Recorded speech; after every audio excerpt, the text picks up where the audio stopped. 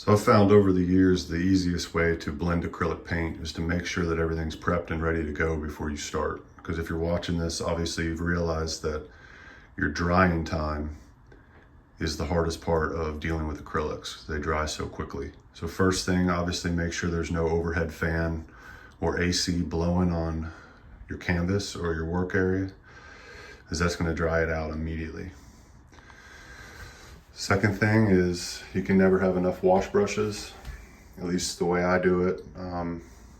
Usually apply the paint with a blender mop brush, and then smooth everything out with dry wash brushes that have soft bristles. If they're stiff, then they're going to scrape the paint around and you won't get that good blend look. Usually have some paper towels, something to wipe on ready. Usually have a couple cups of clean water. Try to use warm water if you can.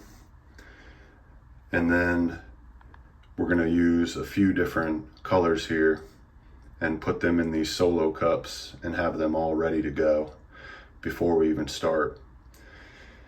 And that's just going to make things quick.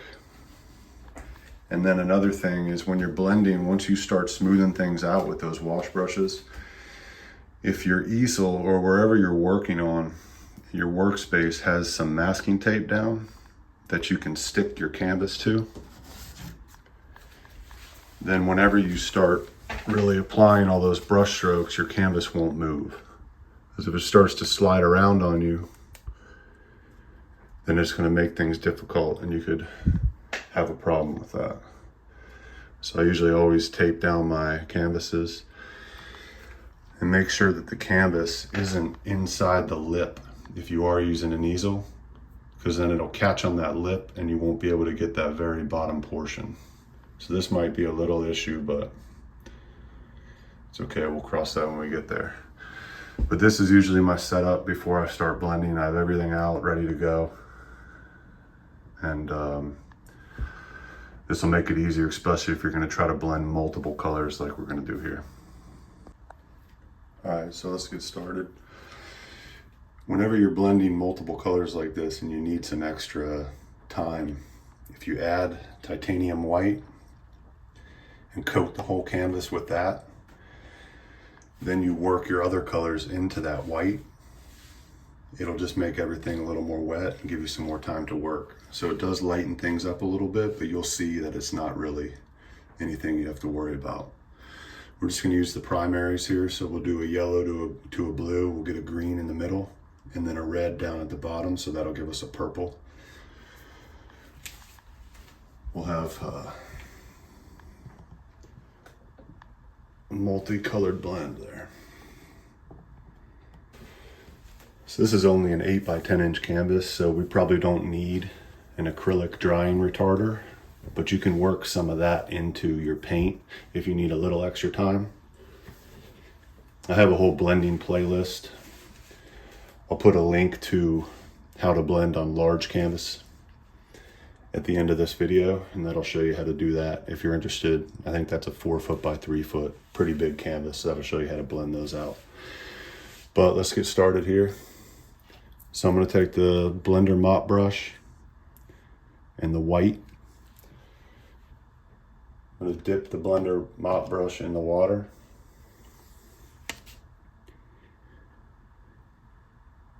And that usually is the perfect amount of water to get the right consistency.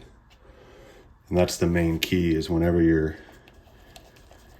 blending, you have to get the paint to the right consistency. If it's too watered down, it won't work, and if it's too thick, that won't work either.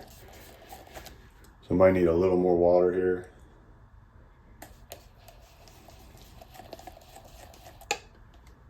And that's what we're looking for. It's still creamy, but it's not.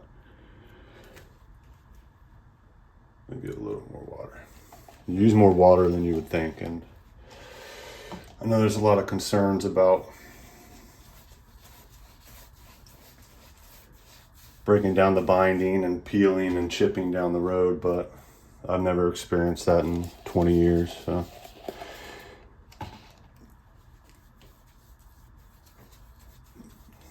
So just coat the painting or coat the canvas with this white and then rinse out your blender brush and we'll start adding color. Just try to work quick. So first we'll do the yellow.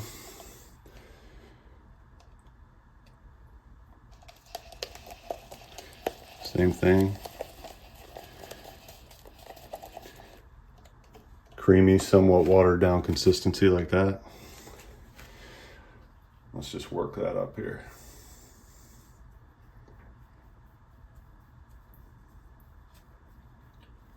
Just do it in thirds and then make sure plenty of paint's on there because we want it to stay wet. Again, that's always the main concern. And this clean water over here, I use a sink to really try to clean that blender brush in between. I keep these clean waters here just in case really, but if you can use a sink if you have one close with warm water to really rinse that blender brush, just work quickly. But we got that consistency we want. So let's add some of that, and you don't have to worry about things being beautiful at this point. You know, once we start blending and really working them together, then those other colors will appear for you. So we can do a little spin here in the middle just to get things moving, but we don't want to pollute that yellow. Rinse your brush and then add the red. So again, just dip your brush in that clean water. Get the red on there. And just try to work quickly. Things are probably starting to dry a little bit, but once we start going in and blending, it'll work itself out. And just get this bottom corner here.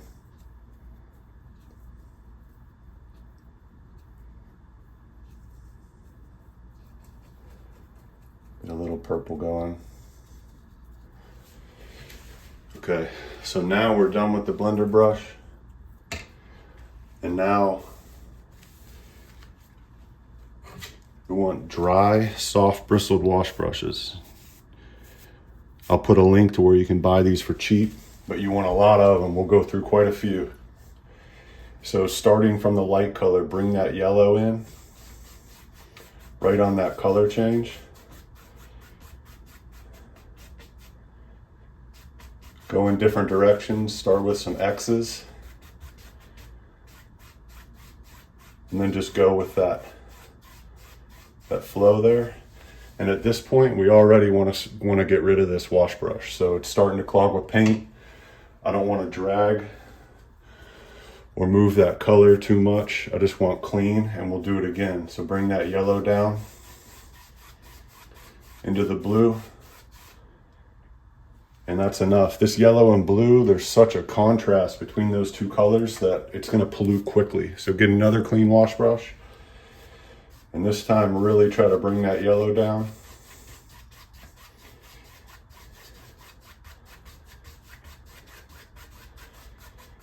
And just going with that flow, doing little X's along that line. You can see that's starting to smooth out a bit. But leave that bright yellow corner for yourself. You don't want to drag that blue up into that yellow too much. You just want to work right on that edge the best you can. And now at this point, get rid of that one, get another one. Same thing. Now I want to save that for a second and we'll start working on this before it dries on us, okay? So why don't we just start in the red here and bring that into the blue. And same thing, we'll do X's on that color change. We'll get some of that purple, but I don't want to lose that blue. So really watch yourself here.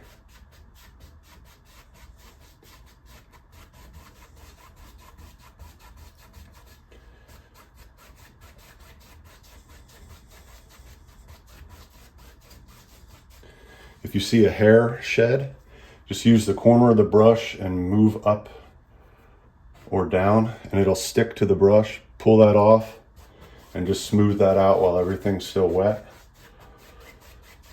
Now get rid of that.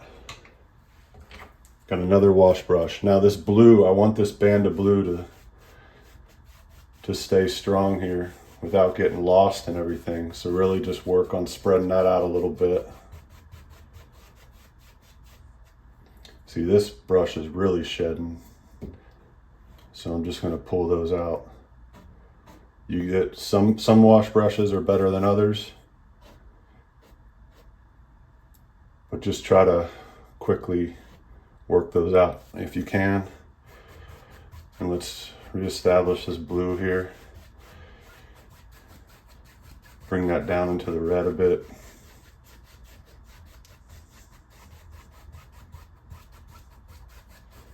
Just doing X's in that general shape that we're blending. Another shed.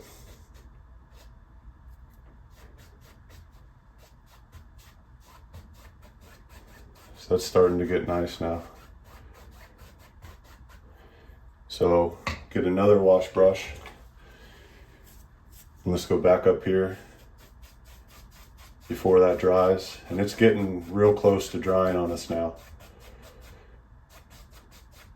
So be careful at this point.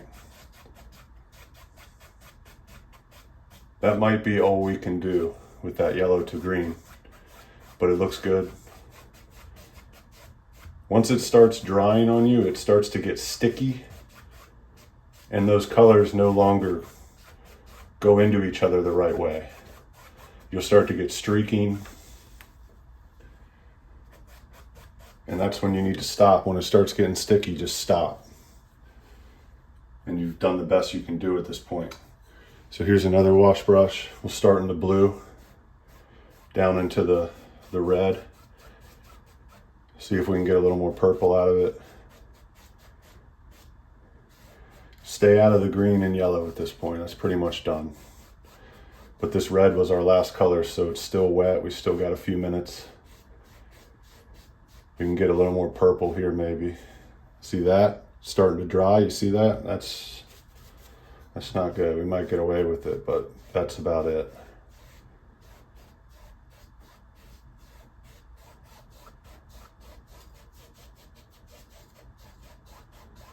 So now I'm going to stay out of the blue. And this last bit of wetness down in the red, I can pull up into the blue, see if we can get a little more blend there.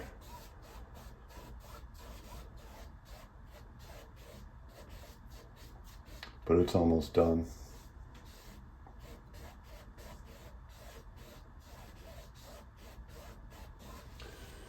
So it's starting to streak at this point. So one last thing, we can get a biggest wash brush we have. Try to get rid of any sheds, because at this point it's gonna be very hard to get hairs out.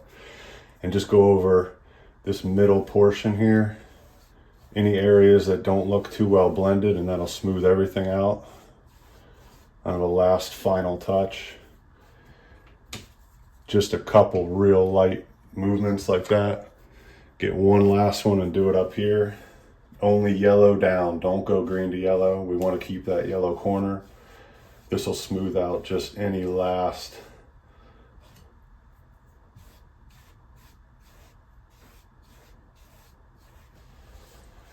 and that's not bad. So that's how you can blend multiple colors together. And it really just depends on having everything ready. And we're running out of time now. It's getting sticky. If I was to try to continue at this point, it would just totally pollute and ruin it.